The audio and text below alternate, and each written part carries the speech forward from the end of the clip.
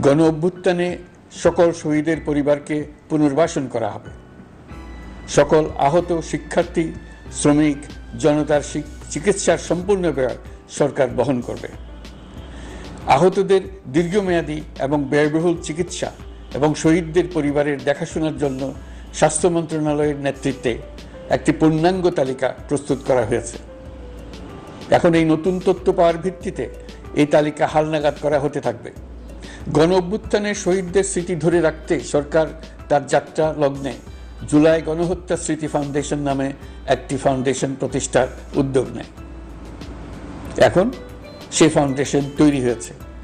সকল শহীদ পরিবার এবং আহতদের সর্বোত্তম চিকিৎসা সহ তাদের পরিবারের সম্পূর্ণ দায়িত্ব এই ফাউন্ডেশন গ্রহণ করছে। এই ফাউন্ডেশনে দান করার জন্য দেশের সকল মানুষ এবং বিদেশে অবস্থানরত বাংলাদেশিদের আমরা আহ্বান জানাচ্ছি। গত মাসে কুমিল্লা, নোয়াখালী, সিলেট অঞ্চলে আকস্মিক বন্যা এসব এলাকার মানুষকে হতভম্ব করে দিয়েছে। এখানে বেশিরভাগ এলাকায় কোনোদিন বন্যা হয়নি। তারা বন্যা মোকাবেলা করে অভ্যস্ত নন। দেশপ্রেমিক সশস্ত্র বাহিনী তাৎক্ষণিকভাবে বন্যা আক্রান্ত সবাইকে রক্ষার জন্য এগিয়ে আসে। সেনা, নৌ এবং বিমান বাহিনী পরস্পরের সঙ্গে সমন্বয় করে একযোগে কাজে নেমে পড়ার ফলে মানুষের দুর্ভোগ কম হয়েছে। এর পরপরই এনজিও এবং সাধারণ মানুষ দেশের সকল অঞ্চল থেকে দলে দলে এগিয়ে এসছে। আমি বিশেষ করে দেশপ্রেমিক সেনাবাহিনীকে আবারও ধন্যবাদ জানাচ্ছি। দেশের সকল দুর্যোগকালে তারা সবসময় আন্তরিকভাবে এগিয়ে এসছে। বিশেষ করে বন্যা ও শান্তি শৃঙ্খলা রক্ষার কাজে তাদের সৈনিক এবং অফিসাররা দিনের পর দিন যেভাবে দায়িত্ব পালন করেছে তার কোনো তুলনা হয় না।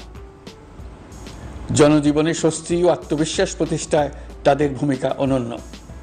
বাংলাদেশ সশস্ত্র বাহিনীর সকল সদস্যকে আমি ধন্যবাদ জানাই তাদের সততা, ত্যাগ ও অসীম দেশপ্রেমের জন্য। দেশের স্বাধীনতা সংগ্রাম থেকে শুরু করে বন্যা, খরা, ঝড়, বৃষ্টি, ঘূর্ণিঝড়, সকল প্রাকৃতিক দুর্যোগে আপনারা সকলের শেষ ভরসার স্থান। দেশের প্রতিটি ক্রান্তি লগ্নে আপনারা দেশের মানুষের পাশে থেকেছেন। দেশের স্বাধীনতার পক্ষে, সার্বভৌমত্বের পক্ষে অবস্থান নিয়েছেন। দেশ গঠনে আপনারা সবার আগে এগিয়ে এসছেন। বিগত জুলাই হতে শুরু হওয়া গণ অভ্যুত্থান, বন্যা, নিরাপত্তা প্রদান, অস্ত্র উদ্ধার সহ সকল কার্যক্রমে আপনারা সফলভাবে দিনরাত কাজ করে যাচ্ছেন। সরকার ও জনগণের পক্ষ থেকে আমি আপনাদের প্রতি কৃতজ্ঞতা জানাচ্ছি। বন্যা আমাদের জনজীবনে আরেকটি দিক উন্মোচন করল। দেশের সকল জায়গায় মানুষের সক্রিয় সহানুভূতির জোয়ার উঠেছিল অবিশ্বাস্য মাত্রায়। ব্যবসায়ী, অর্থবান ব্যক্তিরা যেমন তাদের অর্থ নিয়ে স্বতঃস্ফূর্তভাবে এগিয়ে এসেছিল, তেমনি দেশের বিভিন্ন প্রান্তের সাধারণ মানুষ, স্কুল, কলেজ, বিশ্ববিদ্যালয়ের ছেলেমেয়েরা জোয়ারের ঢলের মতো যার যার সামর্থ্য নিয়ে এগিয়ে এসছে। অনেকেই ছুটে গেছে বন্যার্তদের সহযোগিতা করার জন্য। এনজিওরা বিভিন্ন জায়গা থেকে ছুটে গেছে তাদের সহায়তা নিয়ে। তাদের কাজে অনুপ্রাণিত হয়ে আমি এনজিও নেতাদের সঙ্গে বৈঠক করেছি কিভাবে সরকার তাদের কাজের সঙ্গে সরকারের উদ্যোগকে সমন্বিত করতে পারে, সেটার কাঠামো তৈরি করে দেওয়ার জন্য। বন্যা এখন চলে গেছে, কিন্তু পুনর্বাসনের কঠিন কাজ আমাদের সামনে রয়ে গেছে। সকলের সহযোগিতায় আমরা পুনর্বাসনের কাজটি সফলভাবে সমাধান করতে চাই। আইন শৃঙ্খলা পরিস্থিতির উন্নতির জন্য আমরা দিনরাত পরিশ্রম করে যাচ্ছি। যে সমস্ত ভাই বোনেরা তাদের গত 16 বছরের বেদনা জানিয়ে তার প্রতিকার পাওয়ার জন্য আমার অফিস এবং সচিবালয়ের অফিস সমূহের সামনে প্রতিদিন ঘেরাও কর্মসূচি দিয়ে আমাদের কাজকর্ম ব্যাহত করছিলেন, তারা আমার আহ্বানে সাড়া দিয়ে ঘেরাও কর্মসূচির থেকে বিরত হয়েছেন বটে, তবে অন্যত্র আবার তারা তাদের কর্মসূচি দিয়ে যাতায়াতে ব্যাঘাত সৃষ্টি করছেন। আমি কথা দিচ্ছি, আপনাদের ন্যায্য আবেদনের কথা আমরা ভুলে যাব না। আমরা সকল অন্যায়ের প্রতিকারের জন্য প্রতিশ্রুতিবদ্ধ। আমরা আমাদের দায়িত্বকালে যথাসম্ভব সব সমস্যার সমাধানের চেষ্টা করব। আমি আবারও অনুরোধ করছি, আপনারা যাতায়াতে ব্যাঘাত সৃষ্টি থেকে বিরত থাকুন। জাতি আপনাদের প্রতি কৃতজ্ঞ থাকবে। তৈরি পোশাক, ওষুধ শিল্প, এইসব এলাকায় শ্রমিক ভাই বোনেরা তাদের অভিযোগ জানানোর জন্য ক্রমাগতভাবে এই শিল্পের কার্যক্রম পরিচালনা বন্ধ রাখতে বাধ্য করছেন। এটা আমাদের অর্থনীতিতে যে নেতিবাচক প্রভাব ফেলবে সেটা মোটেই কাম্য নয়। এমনিতেই ছাত্র শ্রমিক জনতার বিপ্লবের পর যে অর্থনীতি আমরা পেয়েছি সেটা নিয়ম নীতিবিহীন দ্রুত ক্ষীয়মান একটা অর্থনীতি। প্রাতিষ্ঠানিক কাঠামো প্রায় ধ্বংসপ্রাপ্ত। বৈদেশিক মুদ্রার রিজার্ভ তলানিতে গিয়ে ঠেকেছে। আমরা এই অর্থনীতিতে প্রাণ সঞ্চারের চেষ্টা করছি, আমাদের উদ্যোগে সাড়াও পাচ্ছি। ঠিক এই সময়ে আমাদের শিল্প কারখানাগুলো বন্ধ হয়ে যাক, অকার্যকর হয়ে যাক, এটা আমাদের অর্থনীতিতে বিরাট আঘাত করবে। সেটা কিছুতেই আমাদের কাম্য হতে পারে না। শ্রমিক ভাই বোনদের অনেক দুঃখ আছে, কিন্তু সেই দুঃখ প্রকাশ করতে গিয়ে আপনাদের মূল জীবিকা বন্ধ হওয়ার উপক্রম হলে সেটা ঠিক হবে না। দেশের অর্থনীতি ধ্বংসপ্রাপ্ত হলে সেটা ঠিক হবে না। শ্রমিক মালিক উভয়ের পক্ষে আলোচনা করে এসব সমস্যার সমাধান আমরা অবশ্যই বের করব। আপনারা কারখানা খোলা রাখুন, অর্থনীতির চাকা সচল রাখুন, দেশের অর্থনীতিকে সোজা হয়ে দাঁড়াতে দিন। আমরা আপনাদের সমস্যার স্থায়ী সমাধান বের করার জন্য সর্বশক্তি প্রয়োগ করব। মালিক পক্ষের কাছে আমাদের আবেদন, আপনারা শ্রমিকদের সঙ্গে বোঝাপড়া করুন, কারখানা সচল রাখুন, অর্থনীতির দুর্বল স্বাস্থ্যকে সবল করে তুলুন। ওষুধ শিল্প এবং তৈরি পোশাক শিল্প দেশের গৌরব। এর মাধ্যমে আমাদের শ্রমিক ভাই বোনেরা তাদের কর্মকুশলতা বিশ্বকে মুগ্ধ করেছে। এর সাফল্য এখন থমকে আছে। আমরা এই দুই শিল্পকে তাদের সম্ভাব্য শীর্ষে নিয়ে যেতে চাই। দুর্বল করার তো প্রশ্নই ওঠে না। এই দুই শিল্পের কোথায় কোথায় বাধা আছে, সমস্যা আছে, সেগুলো চিহ্নিত করে তাকে বাধামুক্ত করতে চাই। আমরা বিদেশি ক্রেতাদের একত্রিত করে তাদের সহযোগিতা চাইব, যেন বাংলাদেশের এই শিল্প দুটি বিশ্বের অন্যান্য দেশের চাইতে বেশি আস্থাযোগ্য হয়ে গড়ে উঠতে পারে। সব কিছুই সম্ভব যদি আমরা শ্রমিক মালিক সম্পর্কটা একটা নির্ভরযোগ্য, আনন্দদায়ক করে গড়ে তুলতে পারি। আমাদের সরকারের প্রথম মাস কাটল, দ্বিতীয় মাস থেকে আমরা নতুন বাংলাদেশ গড়ার ভিত্তি হিসেবে নতুন শ্রমিক মালিক সম্পর্কের সূচনা করতে চাই। এটা দেশের সবার কাম্য। দেশের নতুন প্রজন্ম নির্ভয়ে যেন তাদের ভবিষ্যৎ নিয়ে এগিয়ে যেতে পারে, আমরা সেই লক্ষ্যে কাজ করছি। আমাদের দায়িত্ব অনেক। ন্যায়ভিত্তিক একটা সমাজ গড়ে তোলার জন্য একসাথে অনেকগুলো কাজ আমাদের হাত দিতে হবে। 1 জুলাই থেকে 5 আগস্ট পর্যন্ত ছাত্র জনতার গণ আন্দোলনকে দমন করতে যেসব ফৌজদারি মামলা দায়ের করা হয়েছিল, এর মধ্যে হত্যা মামলা ছাড়া বাকি প্রায় সকল মামলা প্রত্যাহার করা হয়েছে। এইসব মামলায় গ্রেফতারকৃত সকলে মুক্তি পেয়েছে। দায়িত্ব গ্রহণের শুরুতেই অন্তর্বর্তীকালীন সরকার বিচার বিভাগের বড় সংস্কারের কাজে হাত দিয়েছে। যোগ্যতম ব্যক্তিকে প্রধান বিচারপতি নিয়োগ দেওয়াতে মানুষের মনে নতুন আশার সঞ্চার হয়েছে। আপিল বিভাগের বিচারপতি নিয়োগ, অ্যাটর্নি জেনারেল নিয়োগ এবং অন্যান্য নিয়োগগুলি অতি গুরুত্বপূর্ণ নিয়োগ, যেগুলো সবকটাই সম্পন্ন হয়েছে। সন্ত্রাস দমন আইন ও ডিজিটাল সাইবার নিরাপত্তা আইনে দায়েরকৃত মিথ্যা হয়রানিমূলক মামলাগুলো প্রত্যাহার করা হচ্ছে। সাইবার নিরাপত্তা আইন সহ বাংলাদেশে বিদ্যমান সকল কালো আইনের তালিকা করা হয়েছে। অতি সত্বর এই সকল কালো আইন বাতিল ও প্রযোজ্য ক্ষেত্রে সংশোধন করা হবে। সাংবাদিক সাগর রনি হত্যাকাণ্ড সহ বহুল আলোচিত 5টি হত্যাকাণ্ডের তদন্ত ও বিচার অগ্রাধিকার ভিত্তিতে ও দ্রুততম সময়ে নিষ্পত্তির জন্য সহায়তা প্রদান করা হচ্ছে। সম্প্রতি আমরা বলপূর্বক গুম থেকে সকল ব্যক্তির সুরক্ষার জন্য আন্তর্জাতিক কনভেনশনের সনদে স্বাক্ষর করেছি। ফলে স্বৈরাচার দ্বারা প্রতিষ্ঠিত গুম সংস্কৃতির সমাপ্তি ঘটানোর জন্য আন্তর্জাতিকভাবে আমরা প্রতিজ্ঞাবদ্ধ হলাম। এছাড়া আমরা ফেসিবাদ শাসনের 15 বছরে গুমের প্রতিটি ঘটনা তদন্ত করার জন্য পৃথক একটা কমিশন গঠন করছি। যেসব পরিবার তাদের নিখোঁজ পিতা, স্বামী, পুত্র এবং ভাইদের পাওয়ার জন্য বছরের পর বছর যন্ত্রণার সাথে অপেক্ষা করছেন, আমরা আপনাদের বেদনায় সমব্যথী। আয়নাঘরগুলো বন্ধ করে দেওয়া হয়েছে এবং সেই সাথে বের হয়ে আসছে ফ্যাসিস্ট হাসিনা সরকারের গুমের শিকার ভাই বোনদের কষ্ট ও যন্ত্রণা গাথা। আমাদের তরুণ প্রজন্মের ভবিষ্যৎ যেন উজ্জ্বল হয়, সেটা নিশ্চিত করতে শিক্ষা ব্যবস্থার দিকে আমাদের পূর্ণ নজর রয়েছে। ইতিমধ্যে প্রথম শ্রেণী থেকে দ্বাদশ শ্রেণী পর্যন্ত বর্তমানের ত্রুটিপূর্ণ শিক্ষাক্রম পরিবর্তন করা হয়েছে। বই সংশোধন ও পরিমার্জনের কাজ শেষ পর্যায়ে আছে। এই সংস্কারের কাজ অব্যাহত থাকবে। বিশ্ববিদ্যালয়সমূহের উচ্চ প্রশাসনিক পদগুলো পূরণ করে শিক্ষা কার্যক্রম স্বাভাবিক করার কাজ দ্রুত গতিতে এগিয়ে চলেছে। বেসরকারি শিক্ষা প্রতিষ্ঠানগুলোর পরিচালনা বোর্ডে দখলদারিত্বের রাজনীতি বন্ধ করার ব্যবস্থাও নেওয়া হয়েছে। আপনারা নিশ্চয় লক্ষ্য করেছেন, আমাদের প্রথম মাসে দেশের প্রায় সকল বিশ্ববিদ্যালয়ের উপাচার্য এবং উপাচার্য মহোদয়গণ পদত্যাগ করেছেন। উচ্চশিক্ষার ক্ষেত্রে এটা বিরাট শূন্যতার সৃষ্টি করেছে।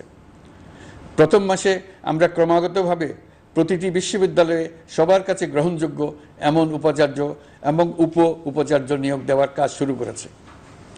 এর ফলে সকল সরকারি এবং বেসরকারি বিশ্ববিদ্যালয়গুলোতে নতুন উদ্যমে কাজ শুরু করার পরিবেশ সৃষ্টি হয়েছে। সংবাদ মাধ্যম ও মত প্রকাশের পূর্ণ স্বাধীনতা ইতিমধ্যে নিশ্চিত করা হয়েছে। আমরা সবাইকে বলে দিয়েছি, আপনারা মন খুলে আমাদের সমালোচনা করুন, আমরা সবার মতামতের প্রতি শ্রদ্ধাশীল।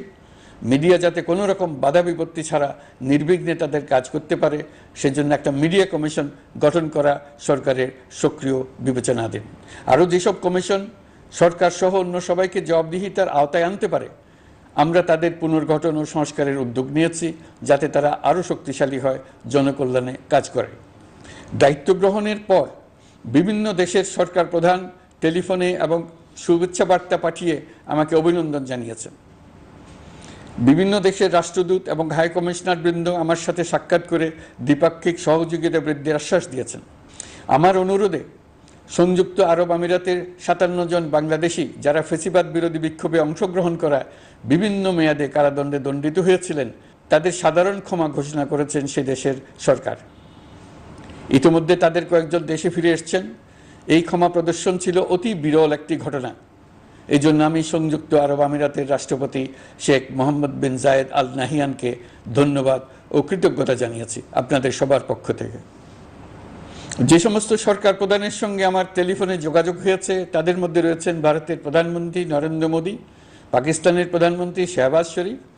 আমরা ভারত এবং অন্যান্য প্রতিবেশী রাষ্ট্রসমূহের সঙ্গে সুসম্পর্ক চাই, তবে সেই সম্পর্ক হতে হবে ন্যায্যতা এবং সমতার ভিত্তিতে। ভারতের সাথে আমরা ইতিমধ্যে বন্যা মোকাবেলায় উচ্চ পর্যায়ে দ্বিপাক্ষিক সহযোগিতার আলোচনা শুরু করেছি। দক্ষিণ এশিয়ায় আঞ্চলিক সহযোগিতা বৃদ্ধির লক্ষ্যে আমি সার্ক রাষ্ট্রগোষ্ঠী পুনর্জীবিত করার উদ্যোগ নিয়েছি। আমরা চাই আমাদের দেশ যেন একটি গণতান্ত্রিক দেশ হিসেবে বিশ্বের কাছে সম্মানের সাথে পরিচিত হয়। দেশের পরিকল্পনা যেন দেশের মানুষ কেন্দ্রিক হয়, কোনো নেতা বা দল কেন্দ্রিক না হয়। আমরা স্বৈরাচারী হাসিনা সরকারের অহেতুক কোটি কোটি টাকা ব্যয়ের প্রকল্প বাস্তবায়িত হতে দেখেছি, যেগুলো কখনোই দেশের মানুষের জন্য ছিল না, বরং এর সাথে জড়িত ছিল কুৎসিত আমিত্ব এবং বিশাল আকারের চুরি। চলমান এবং প্রস্তাবিত সকল উন্নয়ন প্রকল্পগুলোর যাচাই বাছাই করার কাজ ইতিমধ্যে আমরা শুরু করেছি। প্রকল্প বাস্তবায়নের পর্যায় বিবেচনা করে বাকি কাজে ব্যয়ের সাশ্রয় এমনকি প্রয়োজন মতে তা বাতিল করার কথা বিবেচনা করা হবে। দেশের মানুষকে আর ফাঁকি দেওয়া চলবে না। কর্মসংস্থান তৈরি করবে এমন প্রকল্পগুলোকে আমরা অগ্রাধিকার দেব।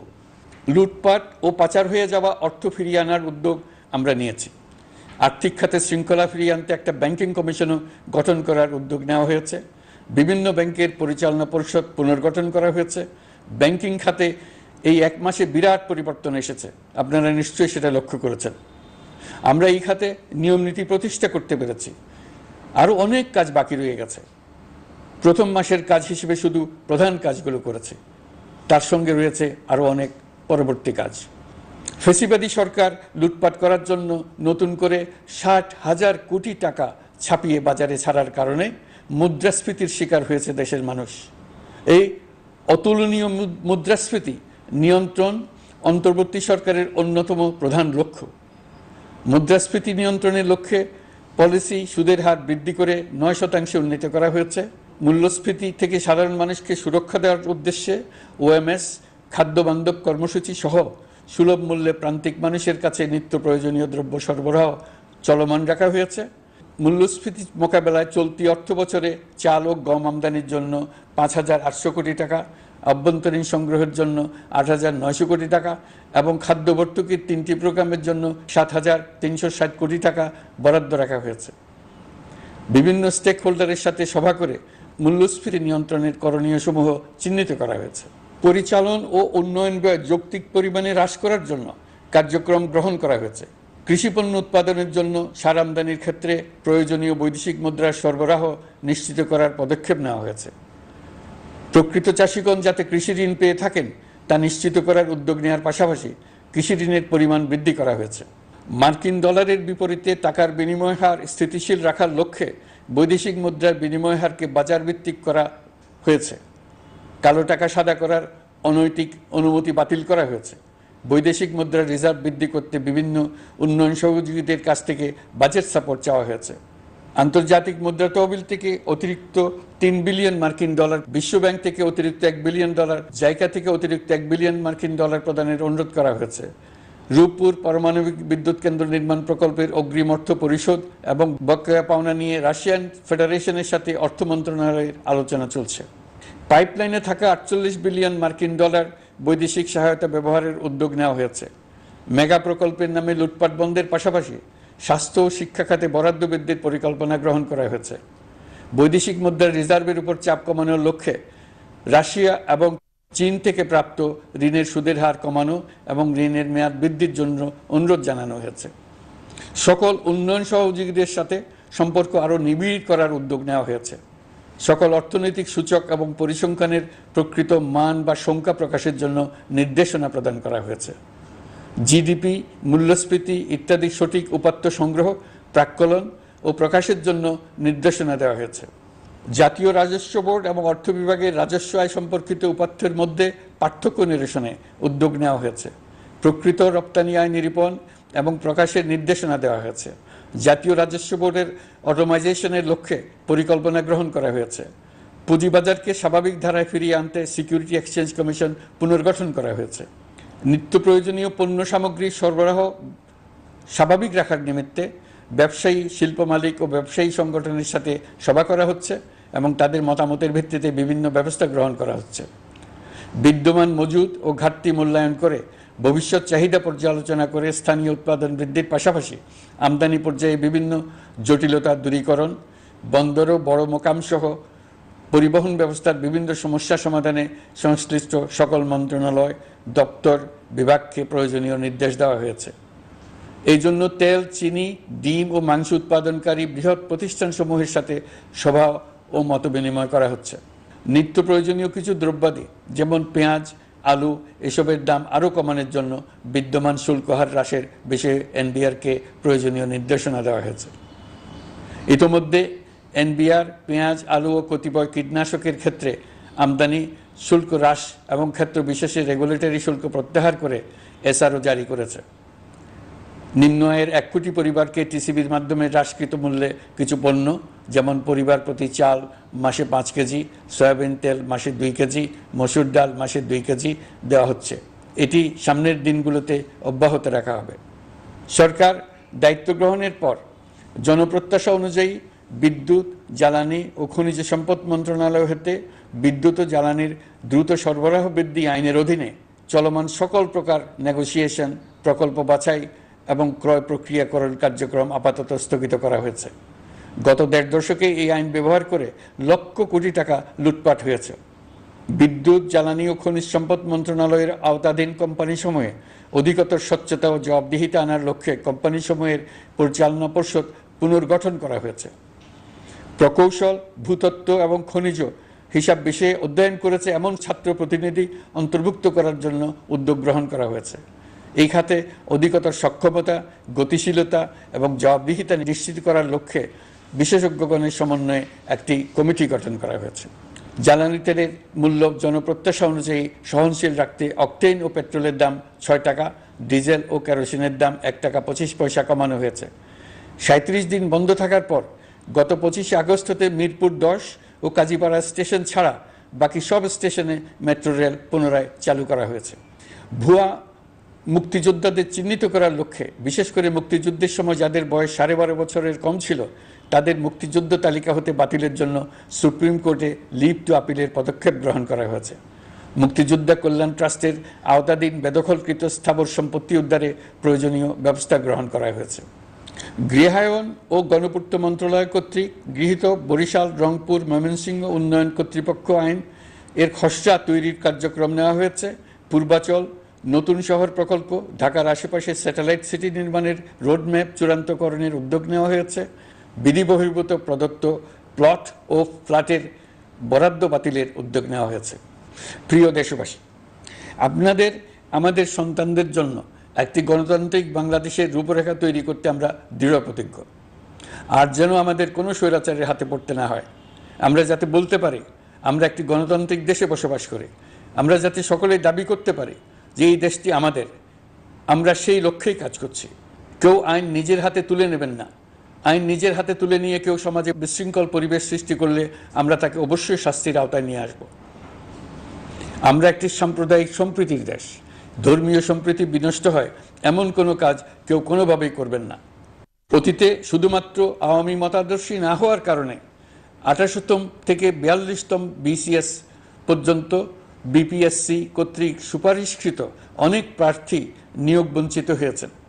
8ই আগস্ট পরবর্তী সময়ে এর মধ্যে এদের 259 জনকে নিয়োগ দেওয়া হয়েছে।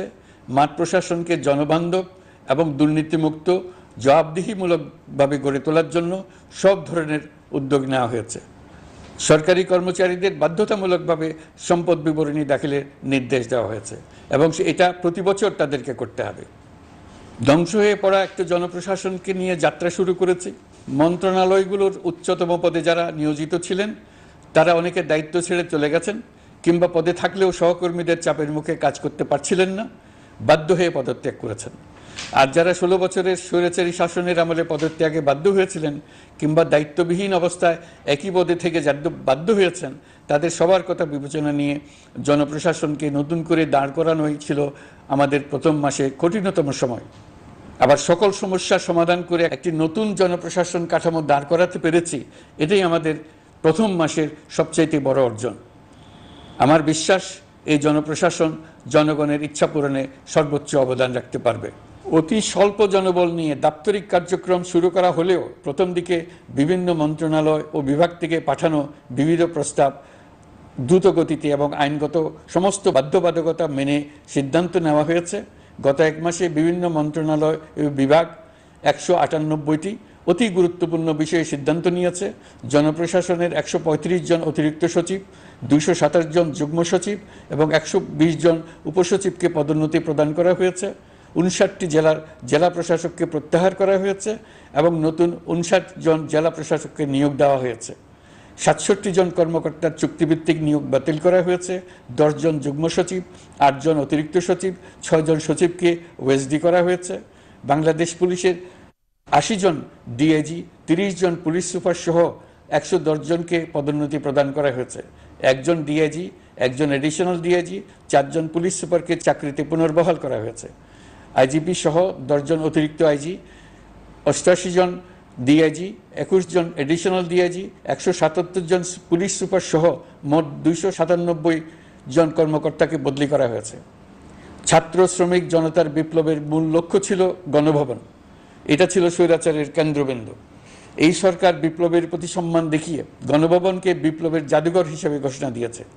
ছাত্র জনতার ক্ষোভকে স্থায়ীভাবে তুলে ধরার জন্য গণভবনের আর কোনো সংস্কার করা হবে না।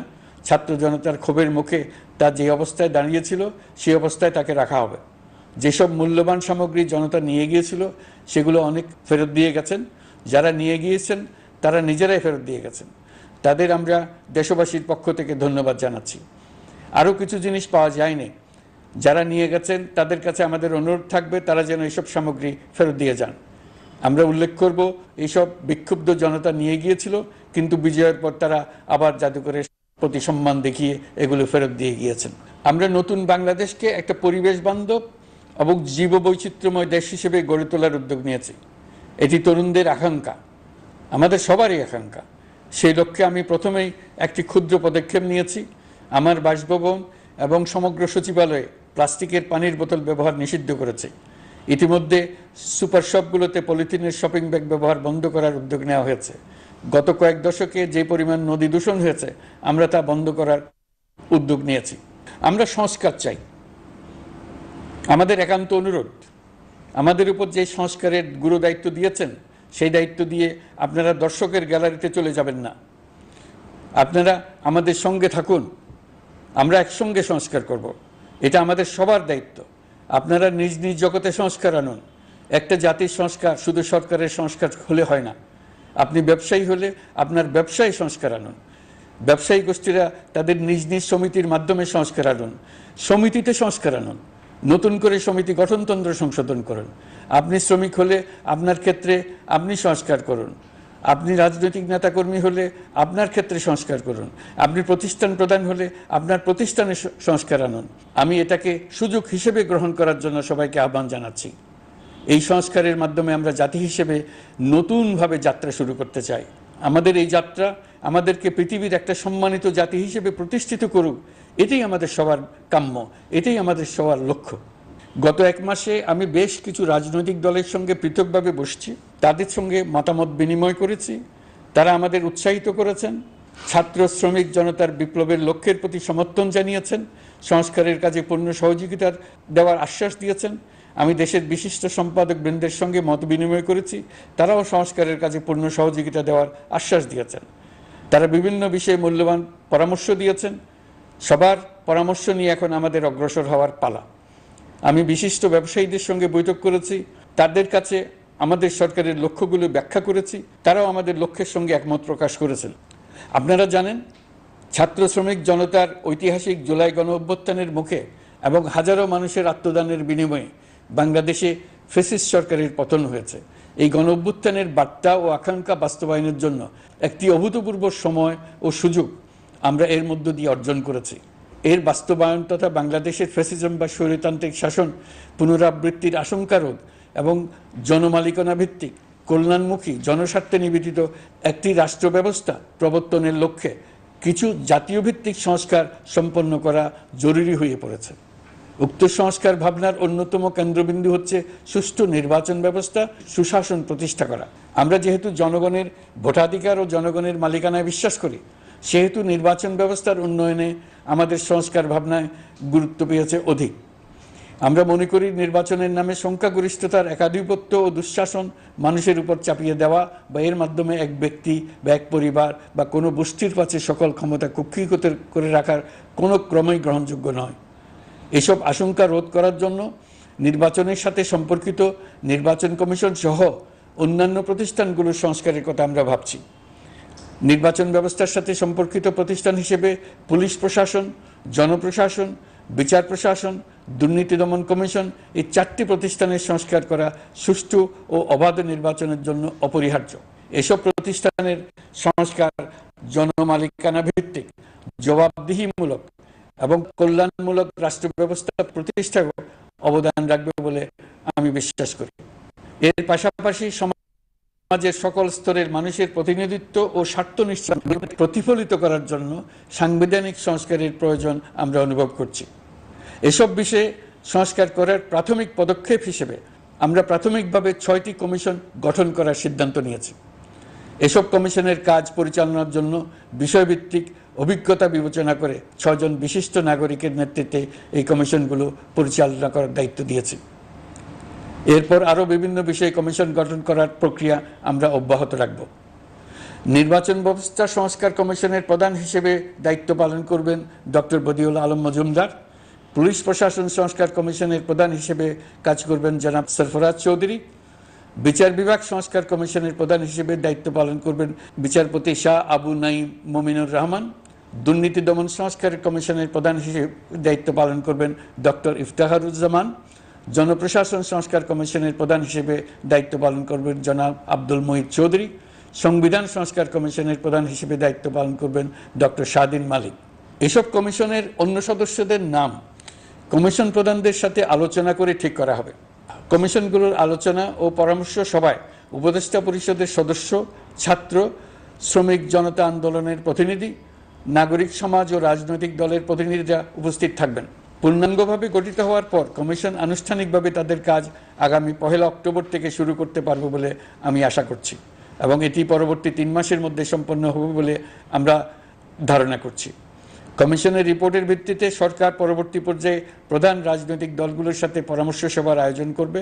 চূড়ান্ত পর্যায়ে ছাত্র সমাজ, নাগরিক সমাজ, রাজনৈতিক দলের প্রতিনিধি, সরকারের প্রতিনিধি নিয়ে ব্যাপক ভিত্তিক 3 থেকে 7 দিন ব্যাপী একটি পরামর্শ সভার ভিত্তিতে সংস্কার ভাবনার রূপরেখা চূড়ান্ত করা হবে। এতে এই রূপরেখা কিভাবে বাস্তবায়ন হবে তার একটি ধারণাও দেওয়া হবে। এই আয়োজন জুলাই গণ অভ্যুত্থানের বার্তা বাস্তবায়ন ও রাষ্ট্র পুনর্নির্মাণ তাগিদের ঐক্যবন্ধনে গোটা জাতিকে শক্তিশালী ও আশাবাদী করে তুলবে বলে আমাদের বিশ্বাস। প্রিয় দেশবাসী, আমাদের সামনে অনেক কাজ। সবাই মিলে একই লক্ষ্যে আমরা অগ্রসর হতে চাই। আমাদের মধ্যে, বিশেষ করে আমাদের নতুন প্রজন্মের মধ্যে যে সুপ্ত প্রতিভা লুকিয়ে আছে, সেটা যেন বিনা বাধায় রাষ্ট্রের এবং সমাজের সহযোগিতায় প্রকাশ করতে পারি, সেই সুযোগের কাঠামো তৈরি করতে চাই। সকলে মিলে আমাদের পরিবারের প্রতিটি সদস্যকে, সে ঝাড়ুদার হোক, ছাত্র হোক, শিক্ষক হোক, যে কোনো ধর্মের হোক, সবার সমান অধিকার নিশ্চিত করতে চাই। এই হলো আমাদের সংস্কারের মূল লক্ষ্য। আসুন ছাত্র শ্রমিক জনতার এই বিপ্লবের লক্ষ্যকে আমরা দ্রুত বাস্তবায়ন করি। আমাদের প্রথম মাসে আমরা যেই গতিতে, যে উদ্যম নিয়ে কাজ এগিয়ে নিয়ে যাওয়ার কথা চিন্তা করেছিলাম, সেটা হয়তো করতে পারিনি বাস্তব অবস্থার পরিপ্রেক্ষিতে। দেশের আইনশৃঙ্খলা পরিস্থিতি স্বাভাবিক রাখা গেলে আশা করি আমরা আমাদের গতি অনেক বাড়াতে পারব। এই জন্য দেশের সকল মানুষের কাছে, শিক্ষক, ছাত্রছাত্রী, কৃষক, শ্রমিক, পেশাজীবী, বড় ব্যবসায়ী, ক্ষুদ্র ব্যবসায়ী, দিনমজুর, গৃহিণী, সকলের সহযোগিতা চেয়েছি। আমাদের কাজ বড় কঠিন, কিন্তু জাতি হিসেবে এবার ব্যর্থ হওয়ার কোনো অবকাশ আমাদের নেই। আমাদেরকে সফল হতেই হবে। এই সাফল্য আপনাদের কারণেই আসবে, আপনার সহযোগিতার কারণেই আসবে। আমাদের কাজ হবে আপনার আমার স্বপ্নকে বাস্তবে রূপায়িত করা। এখন আমরা আমাদের দ্বিতীয় মাস শুরু করছি।